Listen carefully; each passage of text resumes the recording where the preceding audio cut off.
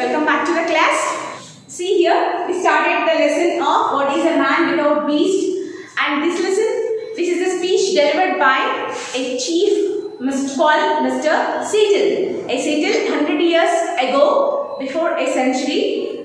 See, this man has explained his speech and delivered his speech to save his land. The main intention behind of this speech, only one reason, to save his land and to teach our present generation that the nature which we are going to enjoy, the freedom, the land and everything, the environment which we are enjoying today, that is the blood of our forefathers, our ancestors, grandfather, our father, his father, the generations which are related backward. It is their struggle and pain, where they sweat there and where they had shed their blood, and he had been compared the nature closely. He is going to compare the beautiful flowers like his sisters, and he is going to compare animals like his brothers.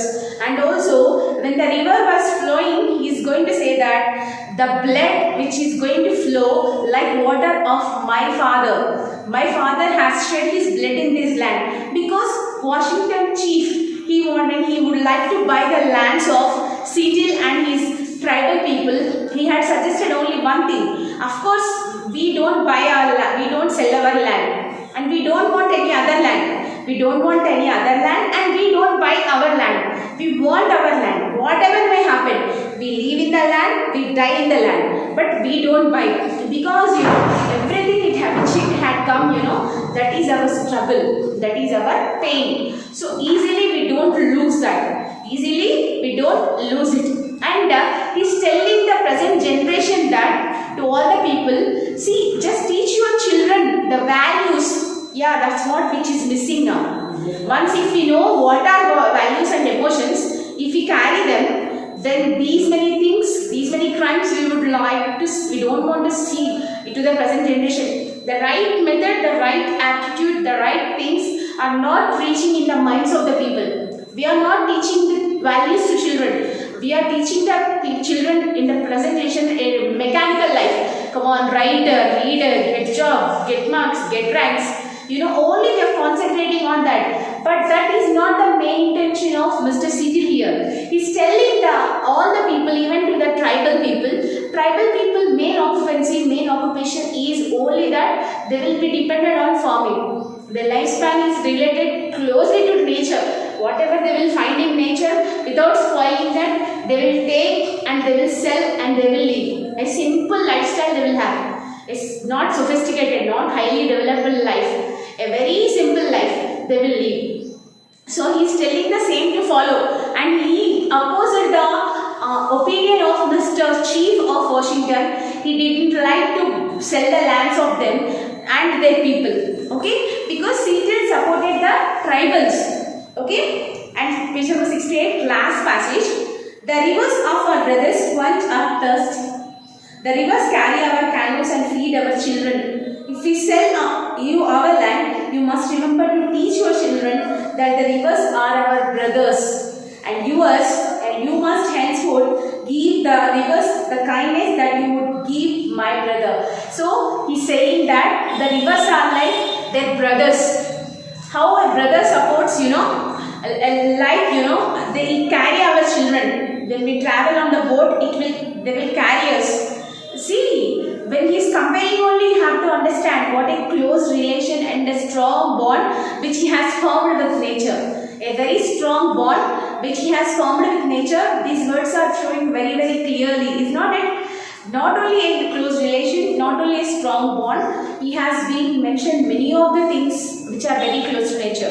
So he is saying that when the chief of Washington has forced you to sell your lands, just only tell them, see, these rivers are seas like our brothers.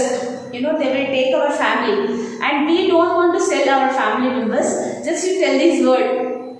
Precious, heading. The air is precious to the red man, for all things share the same breath. The beast, the tree, the man, they all share the same breath. The white man does not seem to notice the air he breathes. Like a man dying for many days, he is numb to the stench. But if we sell you our land, you must remember that the air is precious to us. that the air shares its spirit with all life it supports. The wind that gave our grandfather his first breath also receives his last high. And if we sell you our land, you must keep it apart and sacred. A place where even the white man can go and taste the wind that is sweetened by the meadow's flowers. So, precious, what is precious? Valuable. He is telling that the air is very valuable. Even a man takes the same air, even an animal, even a tree. All human beings, we will take the same breath. It's not its same air only. Without a rich man, a special air, a poor man, ordinary air will not be. These are common needs that every man will get same things. A rich man will not take a costly breath, expensive breath he don't get. A poor man, ordinary breath he won't get. Everybody will live for the same reason. Is not it? That's what his intention. See the beautiful comparison he has mentioned here. So when a white man has asked to give our land, you tell him, see, you are a rich man, I am a poor man, but both of us will take the same breath and is eating same food, is living the same life, we are drinking the same water, but not the different things. We are not sharing different things. We are the basic needs which are available in nature. We are enjoying equally. Animals are taking the same breath and we are taking same breath. A rich man is taking same breath, a poor man is taking same breath, but not different things. And also he is saying it, how precious it is to us that we don't compare the land like an ordinary thing. We will feel that it's as a family. Land means land, air, water, floods. We don't consider them that they are not included in nature. We are going to say that they are the part of our nature. They are the part of our nature. We will enjoy them in such a way that in a very royal way, with a royal mind, we used to welcome them. Such an attitude he is going to mention. See the beautiful thing he is going to say. And so that we will consider you offer to buy our land if we decide to accept. I will make one condition. The white man must treat the beast of this land as his brothers. So okay, we will buy you the land. We will buy you the land. The white man, red man, white man, don't think that he is going to put a caste or religion or anything. Just he is going to say that. American, he is going to compare white men. So he is saying that when the white man is going to take the land of us, will he treat the same things like us? How priority, what a priority we are giving, equally such a priority will he give to the nature? He is asking a question to the white man. I am a savage and don't understand in any other way. I have been thousands of rotting buffaloes on the prairie, left by the white man who shot them from a passing train. I am a savage and don't understand how the smoking iron horse can be made more important than the buffalo that you kill only to stay alive. So buffaloes, on the prairies, on the lands, commonly you will see them, right? Buffaloes roaming this side and that side, we used to see them. So a man, he was traveling to a train, he had shot a buffalo just for an enjoyment. Shooting is the biggest crime nowadays. Of course, a severe action is going to take. But many days back, shooting is like a hobby, recreation. So anybody can go into the forest and they can kill animals. Now animals, to protect the animals, a very serious act, a serious rule as implemented in law. Blue Cross will not leave anybody, even to a rat or cat, if you did anything wrong. If you have psychologically, physically or mentally, how human beings are suffering, the same act has been implemented to the animals also. Right? You should not treat them harshly. If you have done it so, it is a crime. But those days, those rules were not so strict that nothing action has taken. So here, even he was traveling in a train. From the train itself, he shot a buffalo and he has gone. A white man. He's saying it. So, for example, they used to give importance for the horses. But same importance was not there to the buffalo. He killed it and he has gone. It was dead. When he has shot, in one shot only, the buffalo was dead. So such inhumanity they used to show. He's going to say, he's going to ask a question. What is man without beast?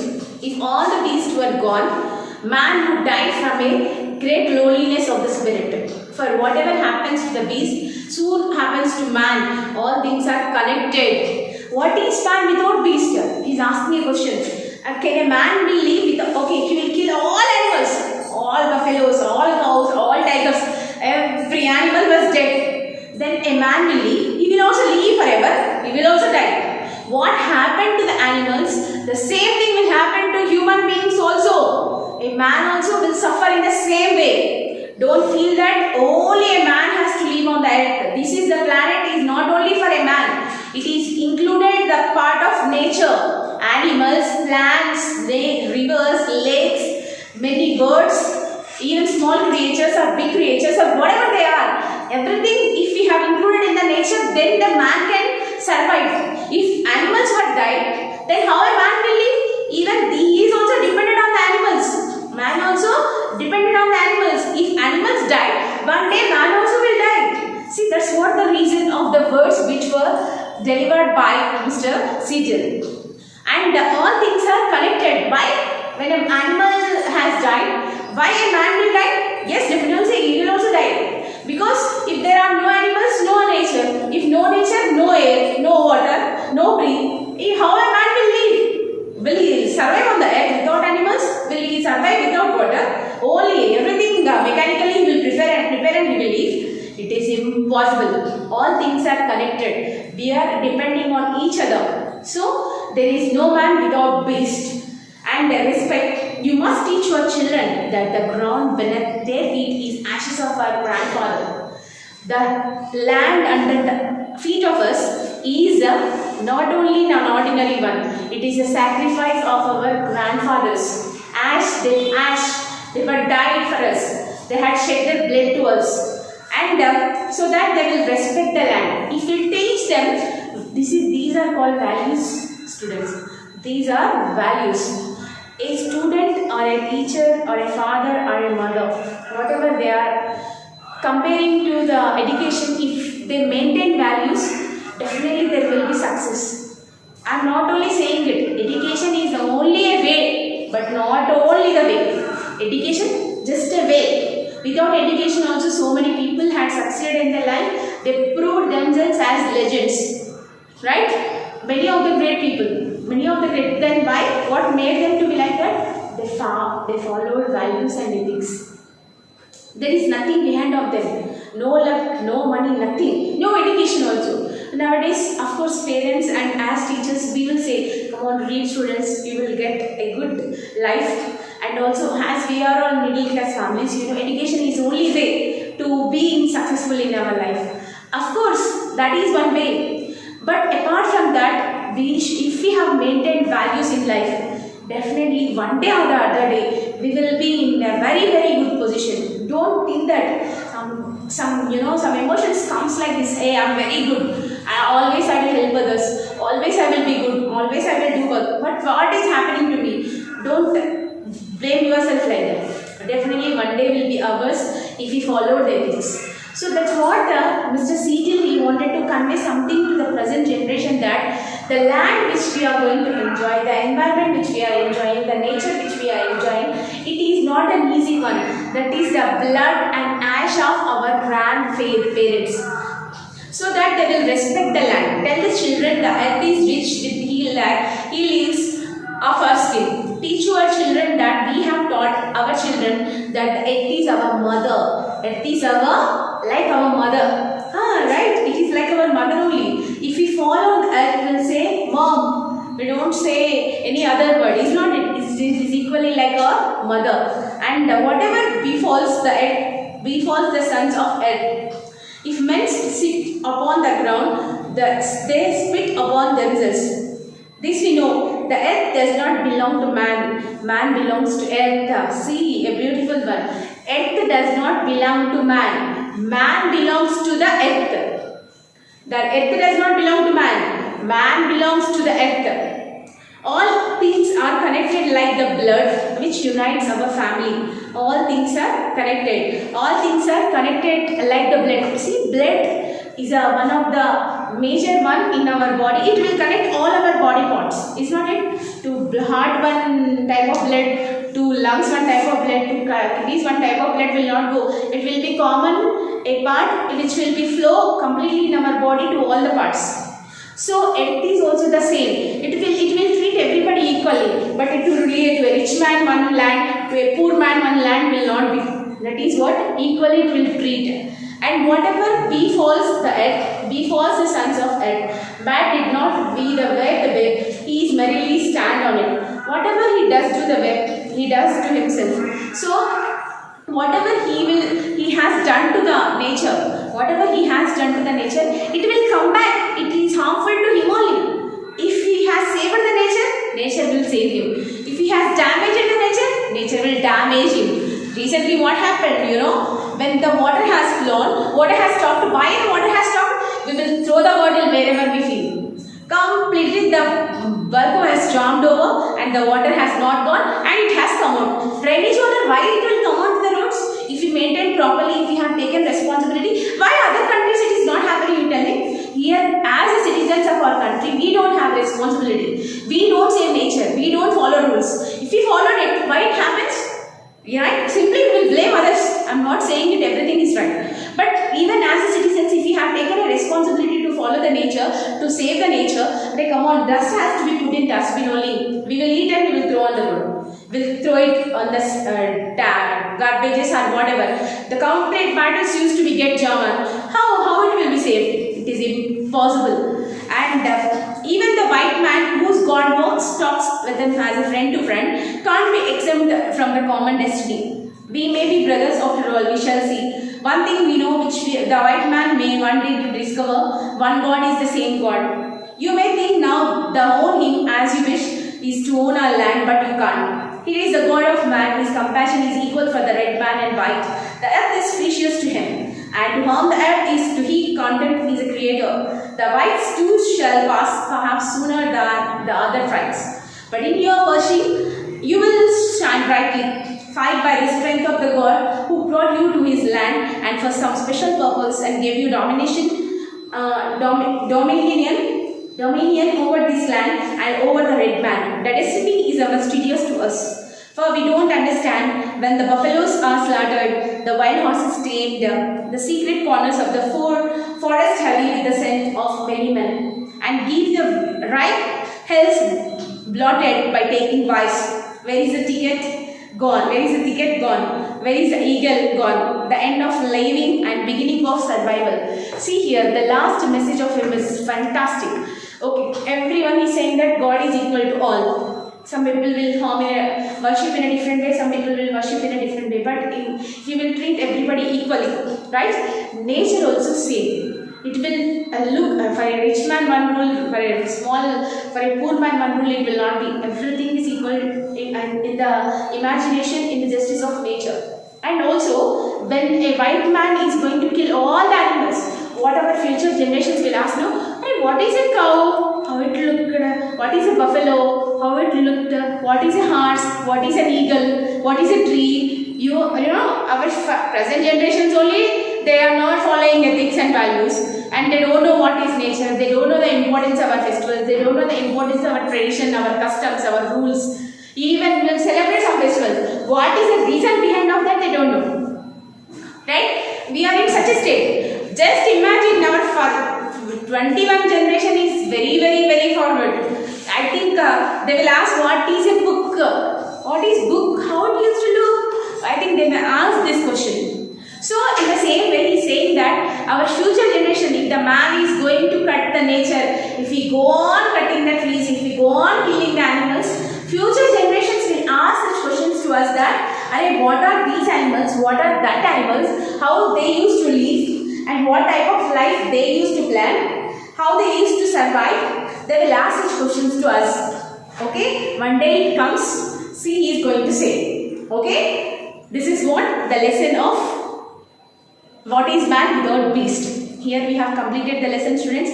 So finally, the message of and the moral of the lesson is that save the nature and it saves you. If you spoil the nature, it spoils you. The man is going to cut a branch on where he had sat. Means nature is a beautiful tree, but by sitting on that, he is going to cut himself. He is not recognizing it. Save nature and see here.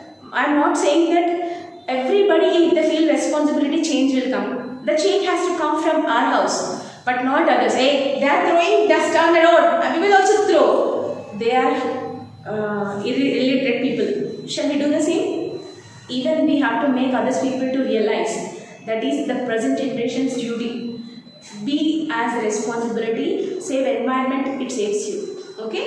The lesson is over and the homework is that write the question answers of 4A in classroom from textbook. Only textbook question answers you write, students. Okay? This is what your homework. Thank you. Have a nice day.